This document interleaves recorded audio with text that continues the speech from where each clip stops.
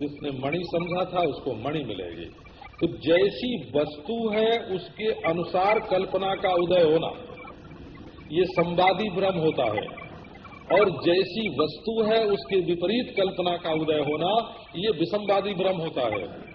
आपको जो मैं सुना रहा हूं, द्रव्य नहीं है, इंद्रिय नहीं है, भोक्ता नहीं है, सर्वेश सर्वरसः सर्वगंधा, ये सर्वरस है, ये सर्वगंध है, ये असत्य का आश्रय सत्य, जड़ता का प्रकाशक चेतन, और ये सबका शेषी आत्मा।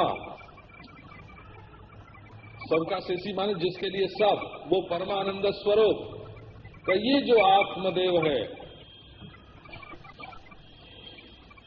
जिसके लिए सब और जिससे संबद्ध होकर के सब भासता है, इसमें असल में ज्ञाता और ज्ञेय का विभाग नहीं है, इसमें नित्य अनित्य का विभाग नहीं है, इसमें आत्मा अनात्मा का विभाग नहीं है, इसमें दृष्टा दृश्य का विभाग नहीं है, इसमें चेतन अचेतन का विभाग नहीं है।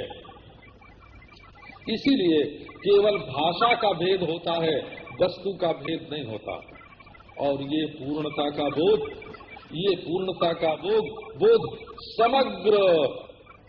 समग्र भेद को, विशेष को, है ना, पी जाता है।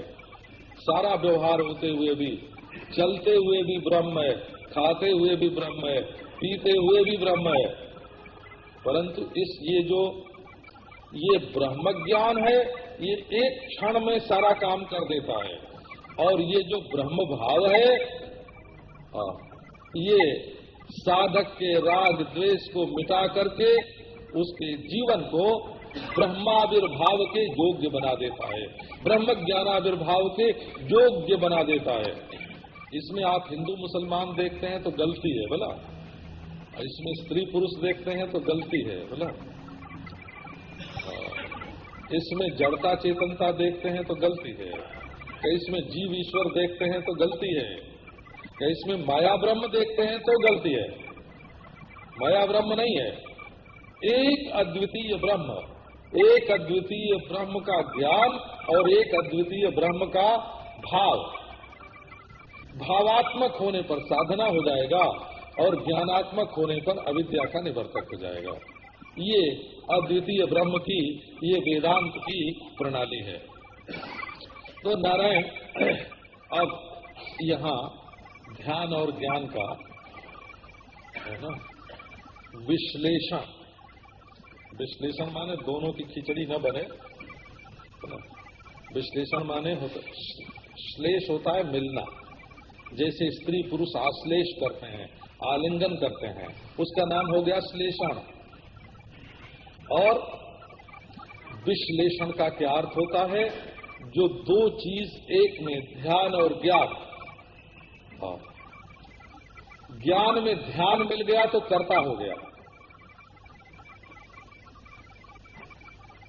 और ध्यान में ज्ञान मिल गया, पूरा ज्ञान मिल जाए तो परमेश्वर, और अधूरा ज्ञान मिल जाए तो जीव। तो ये ज्ञान और ध्यान का जो विश्लेषण है, विवेचन है, तुलनात्मक समीक्षा है। ज्ञान प्रयत्न साध्य, ध्यान प्रयत्न साध्य है। वो एकादशी व्रत है बोला, ध्यान माने एकादशी व्रत, और ज्ञान माने काल, समग्र काल। समग्र काल ज्ञान है और एकादशी तिथि ध्यान है, ऐसे आप समझो। समग्र विश्व ज्ञान है और वृंदावन धाम ध्यान है, श्रीरंग जी ध्यान है। समग्र नाम रूप ज्ञान है और स्त्री की आकृति, पुरुष की आकृति, इष्टदेव की आकृति, ये सब ध्यान है बोला। आकृति ज्ञान प्रकाश है और ध्यान स्थिति है, ध्यान स्थिति है। ज्ञान सत है और ध्यान आकृति है। ज्ञान चित्त है, ध्यान वृत्ति है। ज्ञान आनंद है और ध्यान भोग है। ज्ञान निर्विशेष है और ध्यान विशेष है। ज्ञान दिक् है तो काल एक स्थान है और ध्यान एक स्थान है। ज्ञान काल है तो ध्यान एक व्रत है। नारायण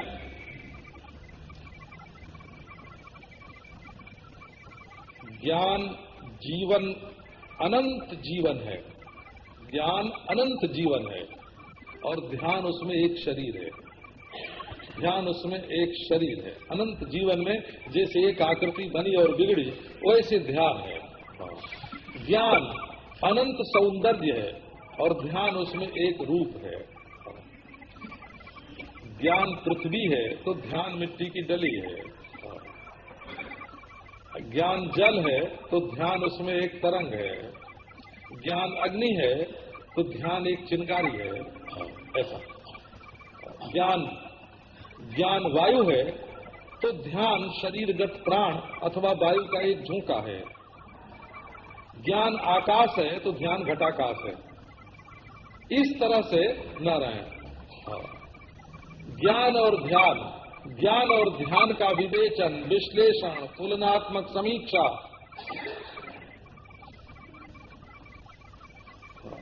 पर देखो सारा गेहूं तो आप नहीं खाते हैं ना, आप पाव गेहूं खाते हैं। तो वही जो समग्र गेहूं की जाति है सृष्टि में वो ज्ञान है और जो आध पाव गेहूं की रोटी आप खाते हैं उसका नाम ध्यान है। अच्छा आपको फिर सुनाएंगे। तो शांति शांति शांति।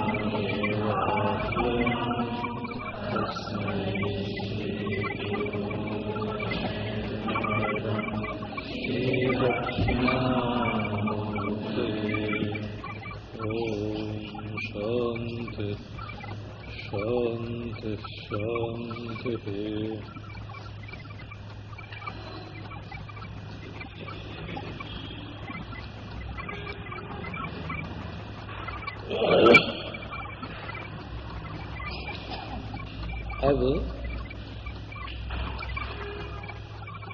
ज्ञान के लिए ध्यान की कैसी रीति शास्त्र सम्मत है वो आपको सुनाते हैं।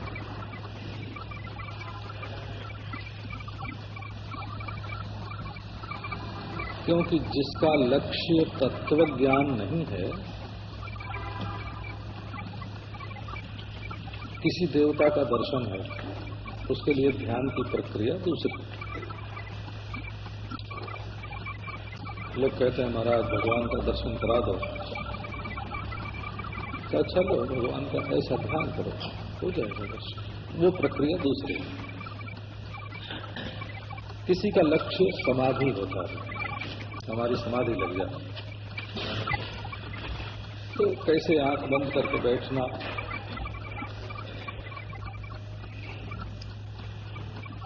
और मन को किस स्थिति में ले जाना,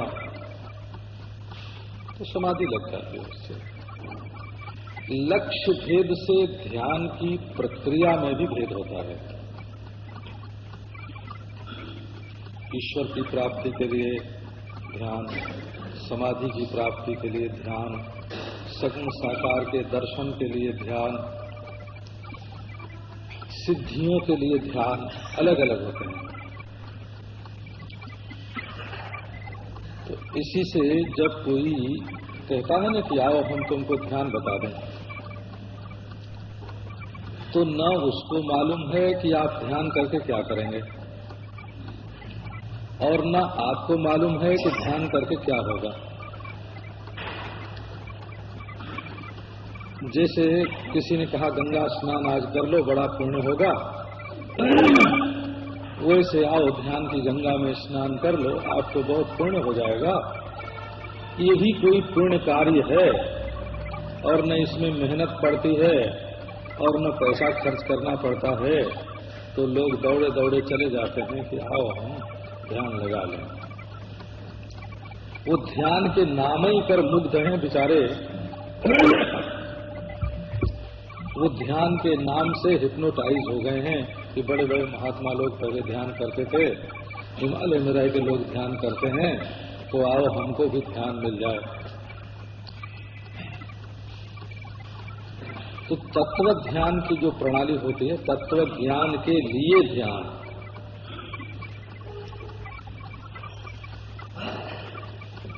उसमें वेदांत की रीति से कुछ थोड़ी सी गिनी हुई प्रक्रिया है। उपासनाएं तो बहुत हैं,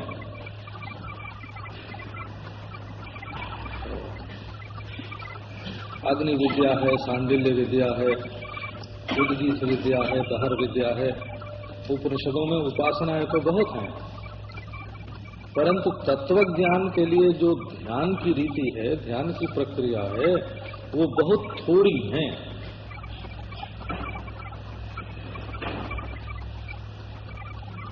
और वो बिना तत्व ज्ञान लक्ष्य हुए, तत्व ज्ञान को लक्ष्य बनाए बिना उनमें स्थिति भी नहीं होती है। अब आपको एक शुरू की बात बताता हूं। ये श्रौत प्रक्रिया माने औपनिषद प्रक्रिया है। यदि आप तत्व का ज्ञान प्राप्त करना चाहते हैं तो जागृत, स्वप्न, सुषुप्ति इन तीन अवस्थाओं के प्रति आपका क्या दृष्टिकोण है।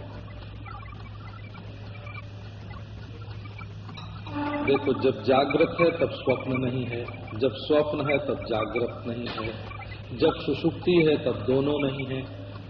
स्वप्न में सुषुप्ति नहीं है, जागृत में सुषुप्ति नहीं है।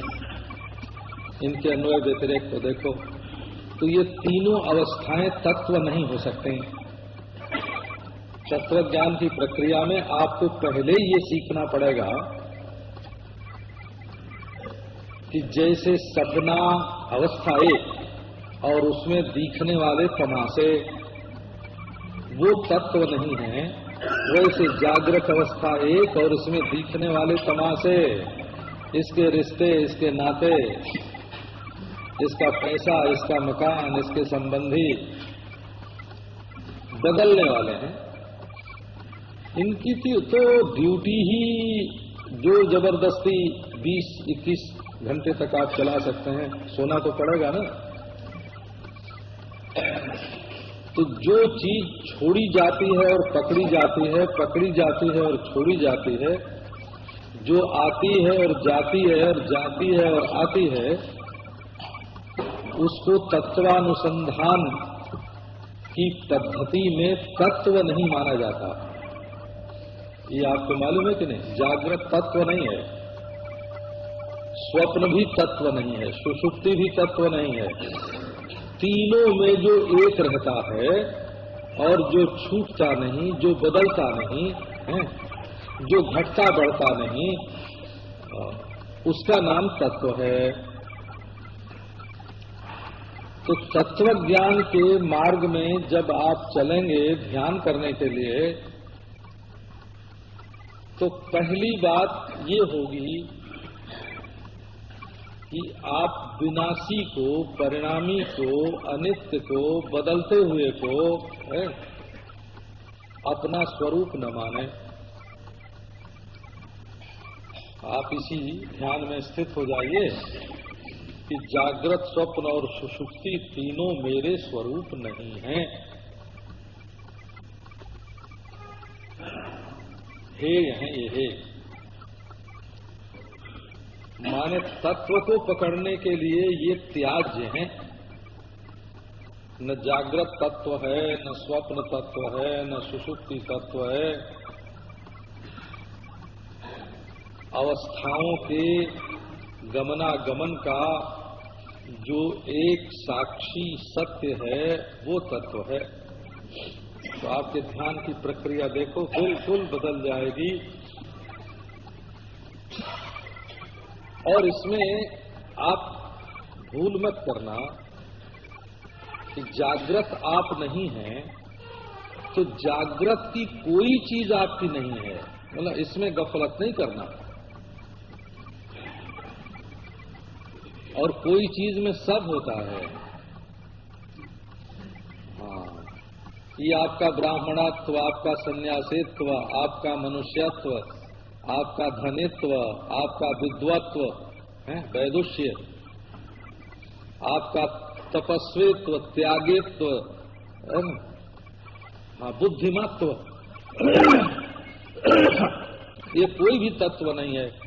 जागृत में जिन विशेषताओं को अपने आप के साथ लपेट करके, अपने आप में अध्यारोपित करके, अपने आप में अध्यस्त करके जागृत की जिन अवस्थाओं को आप अपने में विशेष मानते हैं,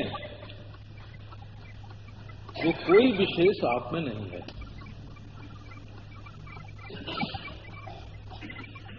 अच्छा, तो फिर सपने की विशेषता, सपने की विशेषता का अर्थ तो ये है कि भौतिक रूप से मालूम न पड़ता हो परंतु मानसिक रूप से मालूम पड़ता हो। स्वाप्निक विशेषता का अर्थ ये है। तो वो स्वाप्निक विशेषताएं भी बदल जाती हैं। ये हम आपको अभी तत्व ज्ञान नहीं सुना रहे हैं। तत्व ज्ञान के लिए क्या क्या छोड़कर आपको ध्यान करना चाहिए वो सुना रहे हैं। तो जितनी भी मानसिक विशेषताएं हैं, हे भगवान माफ करना, यहाँ तो बोलने की रीति है माफ करना, तो ऐसी बातें क्यों कही जाए जिसमें माफी मांगनी पड़े हैं? लेकिन कहूं तो कही न जाए और कहे बिना रही न जाए, है ना। और न कहूं तो बाप कुत्ता खाए और कहूं तो मां मारी जाए। और एक बच्चा बैठ के सोच रहा है कि आज जो बढ़िया चीज घर में बननी थी सो तो चली गई हमारी माँ के दोस्त के घर में, और इसने कुत्ता काट के मांस बनाया है, तो कहूं तो कहीं न जाए, बाप से कैसे कहूं, कहूं तो कहीं न जाए और कहे बिना रही न जाए,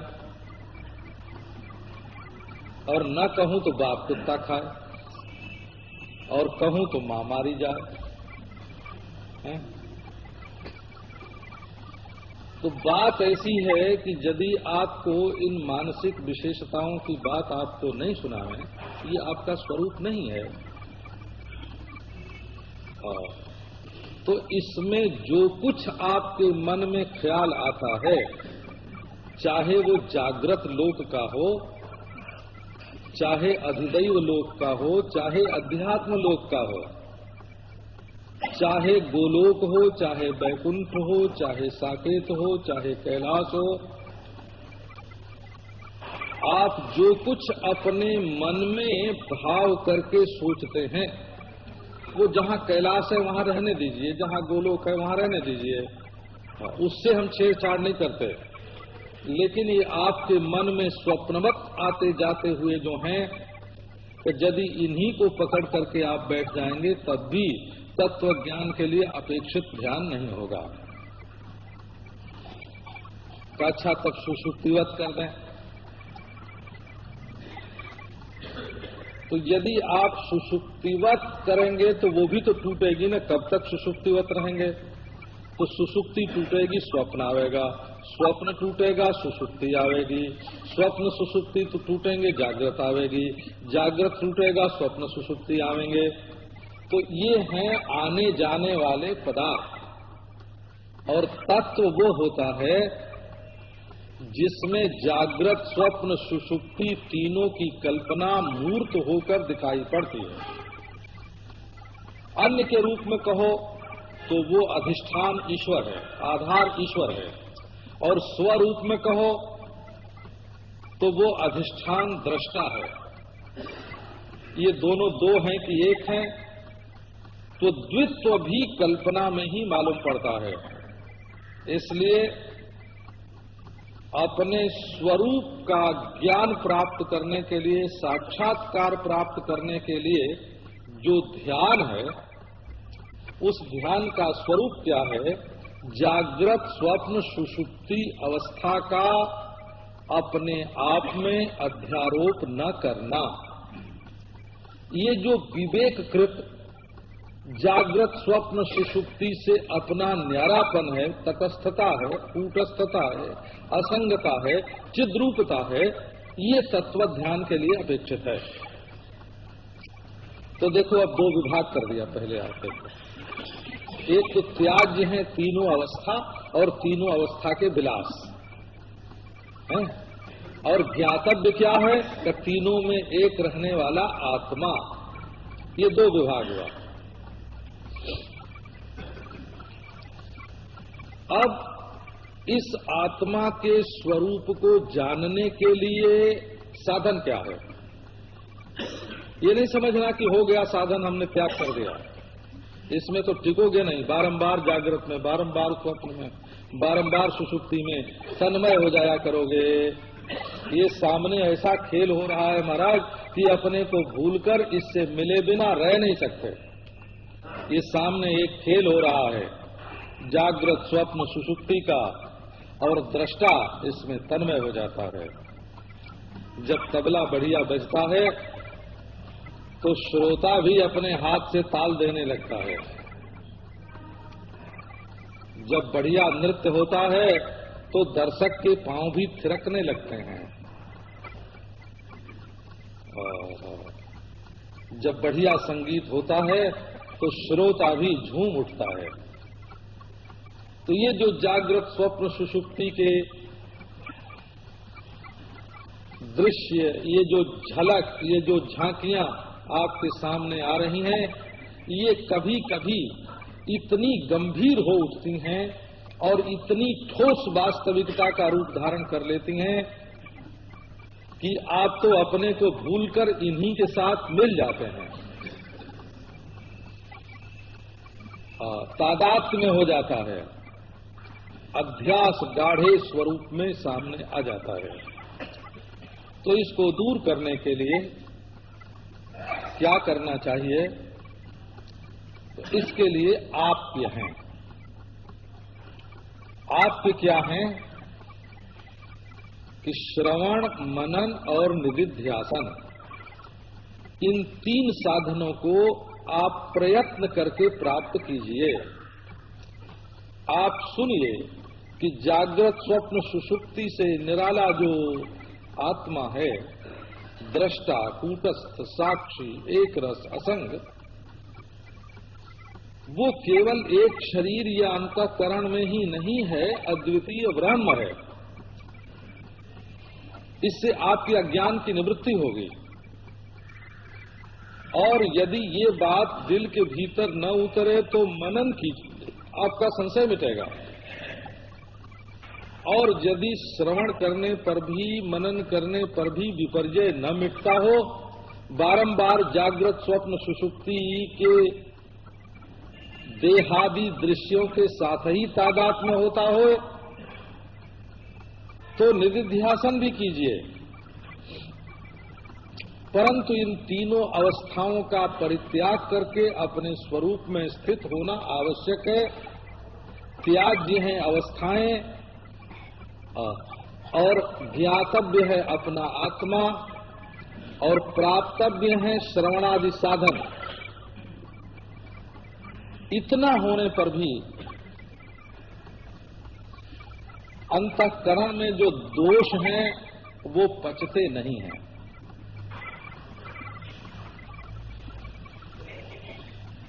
राग का अभ्यास है, द्वेष का अभ्यास है, जब अपच होता है तब कड़वी डकार आने लगती है कि नहीं? अपच होता है तो कड़वी डकार आती है। तो जब राग द्वेष भीतर अपने अंतःकरण में पचते नहीं हैं तो उनका वमन होता है, उनकी कै होती है, उनकी डकार आती है। ये राग द्वेष, ये राग द्वेष भीतर पच जाए इसकी युक्ति करनी चाहिए। माने ये कार्य पर्यंत नाम है, व्यवहार में क्रियाशील न हो, वाणी में न आवे, हाथ में न आवे, रसनेन्द्रिय में न आवे, जननेन्द्रिय में न आवे, इनका परिपाक हो जाए। परिपाक करने में कभी कभी जहर भी निकलता है, लेकिन वो जहर भी यदि शिव जी पचा जाए तो अमृत निकलता है।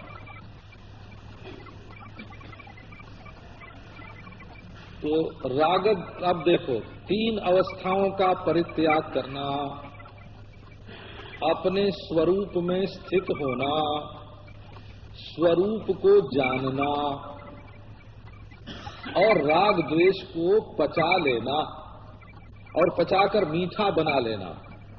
कई ऐसी कड़वी चीज होती हैं कि वो पकाने के बाद अपने कषाय का परित्याग कर देते हैं। ऐसे अपने जीवन में जो दोष हैं उनको मिटाना नहीं है, उनको रूपांतरित करना है, पाक बनाना है।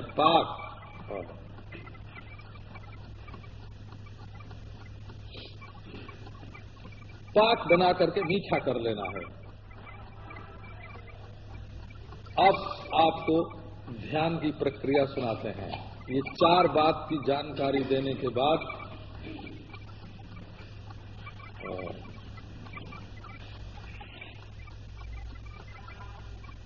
ध्यान तत्व साक्षात्कार के लिए नहीं होता।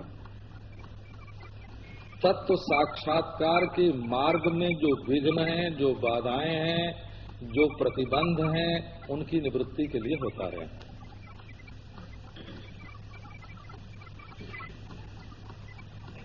क्योंकि यदि ध्यान में ध्येय के रूप में तत्व का साक्षात्कार हो तो वो एक हमारी बनाई हुई स्थिति होगी। और जैसे जागृत टूटती है, स्वप्न टूटता है, सुषुप्ति टूटती है, वैसे वो अवस्था भी टूट जाएगी। ध्येयाकार वृत्ति को कोई अखंड रूप से रख नहीं सकता, क्योंकि वो जन्य है। जो वस्तु पैदा होती है वो मिट जाती है। तो आओ ईश्वर कृपा से अपने ज्ञान की प्राप्ति में जो प्रतिबंध हैं उनकी निवृत्ति का उपाय देखें क्या है। इसी उपाय का नाम ध्यान है। उपाय न निगृहणीयाद विक्षिप्तम काम भोगयोः सुप्रसन्नम लये चैव यथा कामो लयस्तथा। उपाय न निगृहणीयात्,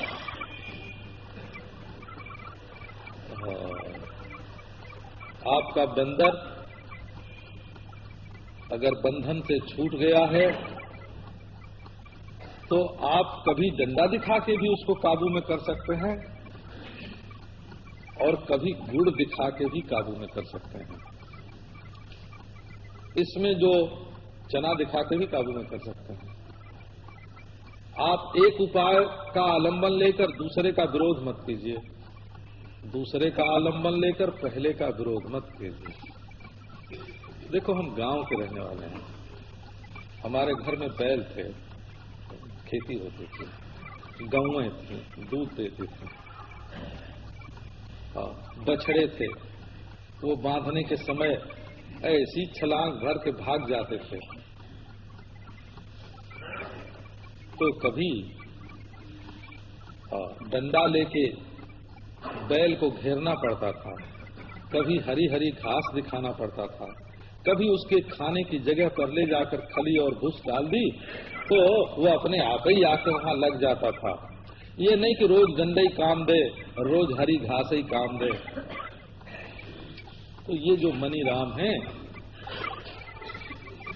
इनको ध्यानस्थ करने के लिए उपाय की आवश्यकता होती है। उपाय न निगृहणीयात्।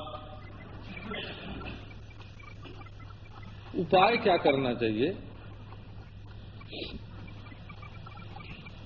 पहले उपाय करके पीछे छोड़ देना होता है, उसी का नाम उपाय होता है। बोला संस्कृत भाषा में उपाय शब्द का अर्थ होता है, उपाय माने युक्ति, है ना। उपादायापि जे हेयाः उपायास्ते प्रकीर्तिता। नाव पर चढ़िए और नदी पार होने के बाद उसको छोड़ दीजिए। उपादायापि जे हेयाः उपायास्ते प्रकीर्तिता। वाक्य पदीय हमारे महाभाष्य का सार, व्याकरण महाभाष्य का सार। उपाय कीजिए। तो अब ये देखना है कि कहां कहां से उपाय करके अपने मन को खींचना है। तो विक्षिप्तम काम भोगयो हो। कभी भोग में संलग्न होता है, भोग में वस्तु और क्रिया होती है, और कभी काम में संलग्न होता है, उसमें न वस्तु है न क्रिया है और केवल मानस कल्पना है। तो इन दोनों दशाओं में मन विक्षिप्त रहता है। और एक तीसरी दशा ऐसी आती है जब मन लय को प्राप्त हो जाता है, लीन हो जाता है। तो क्या उपाय करना चाहिए है? पहले आप इस पर ध्यान दो। ये जो लोग ध्यान करने के लिए बैठते हैं और नींद सी आ जाती है, तो थोड़ी देर तक कुछ मालूम नहीं पड़ता, तो ये कौन सी स्थिति है? तो बोले हमें तो संसार का विस्मरण हो गया, प्रपंच का विस्मरण हो गया। ये वृत्ति की जो लीनता है, ये ध्यान की कोई उत्तम स्थिति नहीं है। अच्छा, तो वृत्ति का विक्षेप उत्तम स्थिति है कि नहीं? वृत्ति का विक्षेप भी उत्तम स्थिति नहीं है। भक्ति सिद्धांत में लय को तो दोष मानते हैं, परंतु विक्षेप को तभी दोष मानते हैं जब वो अपने इष्ट देव को छोड़कर अन्यत्र जाए। और यदि इष्ट देव के लिए मन नाचे, गावे, हंसे, खेले, तो उसको विक्षेप नहीं मानते हैं। ये भक्ति सिद्धांत है। और वे ईश्वर की पूजा के लिए जो चंदन की जरूरत है, बेलपत्र की जरूरत है, अक्षत की जरूरत है, और उसको उठाना है, लेना है, देना है, उसको भी विक्षेप नहीं मानते। कर्म चैव तदर्थीयम सदित्येवाभिधीयते। पर वो भक्ति की बात है। जब तत्व ज्ञान के मार्ग में चलते हैं तो किसी प्रकार का विक्षेप मन में नहीं होना चाहिए और मन का लय भी नहीं होना चाहिए। एक तीसरा प्रतिबंध और है, उसको बोलते हैं कषाय। ठीक है, लय नहीं है और राग द्वेष भी नहीं है, लेकिन राग द्वेष की बीजावस्था मन में बनी हुई है। इस समय दुश्मन नहीं मालूम पड़ता, दोस्त नहीं मालूम पड़ता, लेकिन जब ध्यान से उठेंगे तो फिर दोस्त आ जाएगा, दुश्मन आ जाएगा, और मन उनमें पक्षपात करने के लिए, अन्याय करने के लिए चला जाएगा। तो क्या करना चाहिए इसके संबंध में?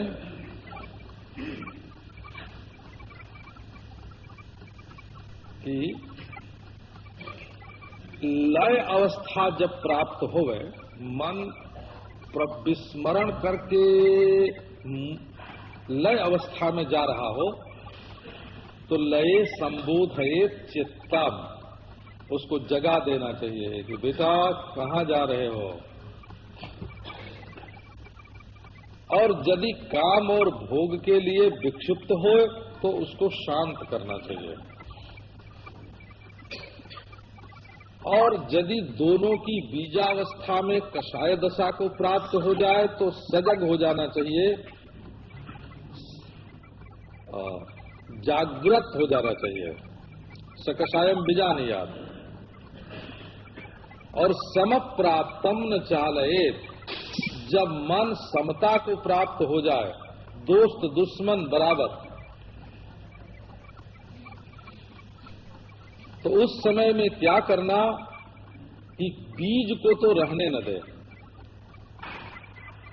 और रागत द्वेष से विनिर्मुक्त जो चित्त है, अविक्षिप्त जो चित्त है, लय और विक्षेप से रहित जो चित्त है, लय विक्षेप और कषाय, इन तीनों से रहित जो चित्त है उसको विचलित न करे, वैसे ही ज्यों का त्यों रहने दे। सम प्राप्तम न चाले।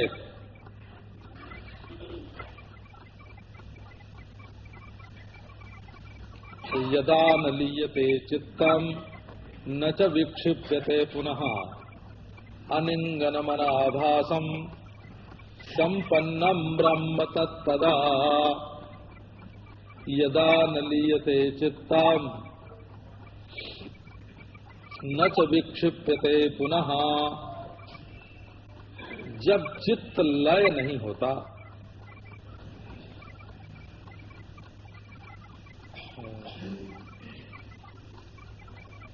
एक बात आपको बताऊं, ध्यान में शरीर गिरता नहीं है। वो प्रयत्न पूर्वक, ध्यान में तो एक प्रयत्न है ना, वो जो ध्यान के लिए प्रयत्न है, समाधि के लिए जो प्रयत्न है, वो शरीर को पकड़ कर रखता है। और तंद्रा में सिर लटक जाएगा बोला, लय और निद्रा में शरीर गिर जाएगा, क्योंकि वहां अपना नियंत्रण नहीं है शरीर पर। लय में सांस बढ़ जाएगी, नींद में सांस बढ़ जाएगी, तंद्रा में सांस बढ़ जाएगी, आलस्य और मूढ़ता में शरीर भारी हो जाएगा। लेकिन ध्यान में न शरीर झुकेगा, न सांस बढ़ेगी, न शरीर का भार मालूम पड़ेगा। सुप्रसन्नम लये चैव, प्रसाद का अनुभव होता है। लय में अपने मन को, होठ चाहे मुस्कुराए चाहे न मुस्कुराए, मन से कहो कि रे मन तू मुस्कुरा, तो अगर आपका मन मुस्कुराएगा तो लीन नहीं होगा। यदि आपका मन इधर उधर जाए तो कहो कि रे मन जाग, भटक मत, है ऐसे।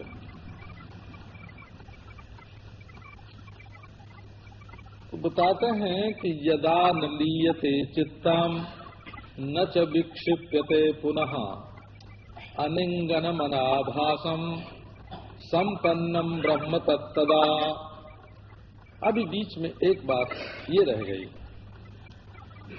कि आलस्य, प्रमाद, निद्रा, तंद्रा, लय, ये सब लय के बच्चे कच्चे हैं।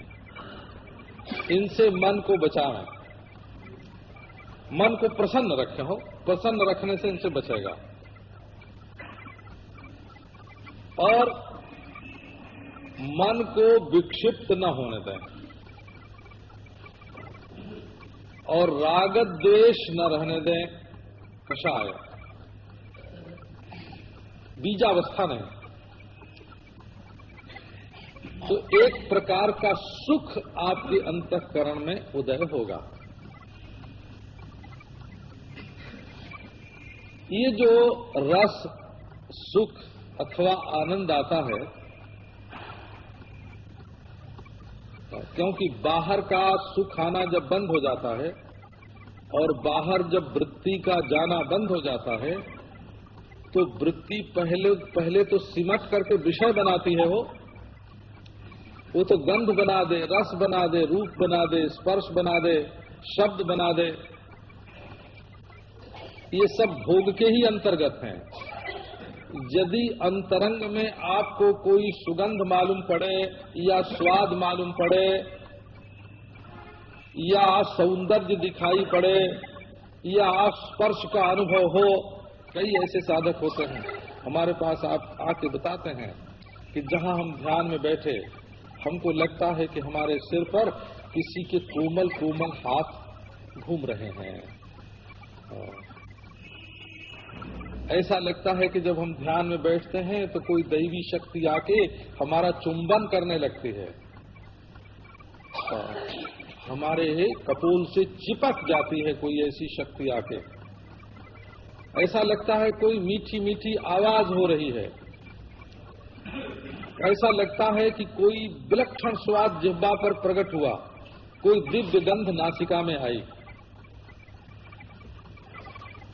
और यदि इनसे भी मनुष्य व्यामुग्ध न होए, इनमें भी मूढ़ न होए, मनोवृत्तियां जो हैं वो जैसे किरणों का वक्रीभवन होता है। आप जानते हैं ये जो इंद्रधनुष दिखाई पड़ता है आकाश में, लाल पीला हरा, ये क्या है कि जो जल की बूंदें होती हैं बादल में, छोटी छोटी बूंदें, उनमें सूर्य की किरणें प्रतिबिंबित होकर के नाना रंगों के रूप में भासती हैं। तो जब हमारा मन बाहर से खींचकर भीतर बूंद बूंद बूंद बूंद जब दिखने लगता है तो प्रत्येक बूंद में, बिंदु में आत्म चैतन्य का प्रतिबिंबन होता है। तो एक अलौकिक सौंदर्य का दर्शन उसमें होता है। देहेस्मिन् सागराः सर्वे, देहेस्मिन् पर्वताः सर्वे, नदा नद्यश्च सागराः। इस शरीर के भीतर पर्वत दिखते हैं, उन पर पगडंडी दिखती है, उन पर देवता लोग उतरते हुए दिखते हैं, उस पर संत लोग चलते हुए दिखाई पड़ते हैं। नारायण, नदी बह रही है, नद बह रहे हैं, वृक्षावली दिख रही है, पुष्पावली दिख रही है, फल लगे हुए दिख रहे हैं, बड़े बड़े समुद्र उमड़ते हुए दिख रहे हैं। पर वो सब है क्या? वो सब है कुछ नहीं, वो अपनी मनोवृत्ति बिंदुओं का वक्रीभवन है। जब वो टेढ़ी होकर के, संकीर्ण होकर के जब झुकती हैं, न भीतर नदी है, न नद है, न पर्वत है, और जो हैं वो दिखते नहीं, दिखते हैं केवल मानसिक। तो ऐसी स्थिति में कभी देवता दिखता है, जक्ष दिखता है, बड़ा बड़ा सुंदर देवता, सुंदर सुंदर स्त्रियां, यही थी, आइए आइए, और ले करके आदर सत्कार की, संभोग की सामग्री सामने लेकर के उपस्थित होती हैं। आइए आइए, बड़े बड़े इष्ट देवता इस समय मन में सामने आते हैं। वो झूठे होते हैं, वो मनोबिंदुओं के बने हुए होते हैं। वहां जो नाद का उद्रेक होता है वो बिल्कुल झूठे होते हैं। तो गौड़पादाचार्य ने कहा, सावधान मेरे प्यारे मित्र, सावधान सावधान। आवाज आई जब हम ध्यान करने के लिए बैठे और सुंदर सुंदर दृश्य सामने आए, स्वाद आया, तो गौड़पादाचार्य बोले, मित्र सावधान, तुमको अपने स्वरूप में बैठना है। ये तुम क्या तमाशा देख रहे हो? ये नदी, ये नद, ये लोक, ये लोकांतर, ये देवता, ये संभोग, ये दिव्य सुख, ये सब के सब तुम्हारे मनोबिंदुओं में प्रतिबिंबित आत्म चैतन्य की ही टेढ़ी मेढ़ी आकृतियां हैं। ये सारा कला कौशल जो तुम्हें अंतरंग के पट पर दिखाई पड़ रहा है, जिस कला को, चित्र को देखकर जिस ध्वनि को देखकर, जिस सौकुमार जी का स्पर्श करके, जिस सौंदर्य को निहार करके, जिस रस का आस्वादन करके और जिस सुगंध का आघ्राण करके तुम तृप्त हो रहे हो, ये और कुछ नहीं,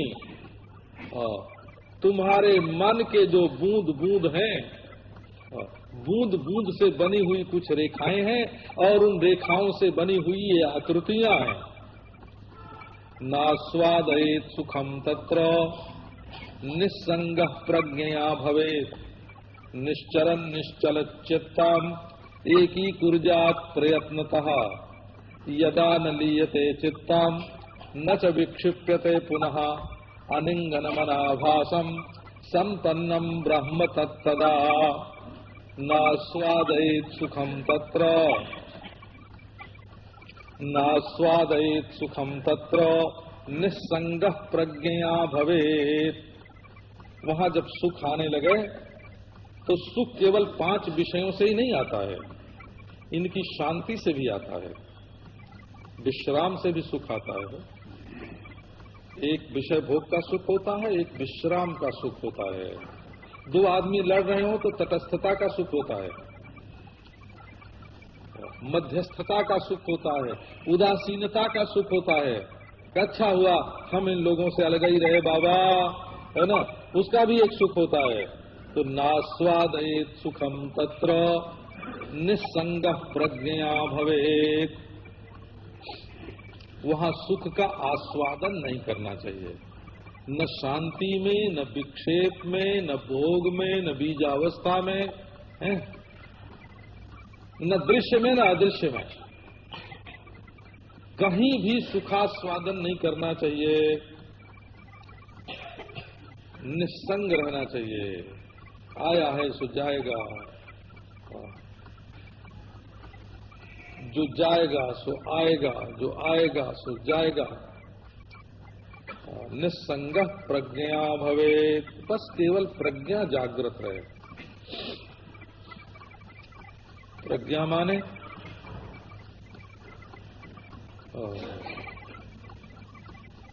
आत्मा की अखंडता के विषय में जो बोध है वही यहाँ प्रज्ञा है। अपनी प्रज्ञा से निस्संग रहे, किसी भी दृश्य में या दृश्य की उपरामता में, लय में या अलय में, विक्षेप में या अविक्षेप में, भोग में अभोग में, काम में अकाम में, किसी भी अवस्था में संग न करे, संगमन न करे। संग माने संगमन, संगमन माने तादात्म्य। संग शब्द का अर्थ है उससे एक न हो जाए। हमारे एक महात्मा ने बताया था सबसे बड़ा मंत्र है, मंत्र सुना है? अरे मंत्र जप करने का नहीं है, कहीं आप जाकर उसका जप मत करना। जप करने का मंत्र नहीं है, मंत्र काहे का है? असंगता का मंत्र है। हाथ खींचो, मंत्र है हाथ खींचो। अपने हाथ को बिल में मत डालो, अपने हाथ से सांप मत पकड़ो। निस्संगः प्रज्ञया भवेत्। ये जो तुम्हारे सामने अच्छा या बुरा दिख रहा है, ये जो लय या विक्षेप दिख रहा है, ये जो सुख या दुख दिख रहा है, हाथ खींच के रखो।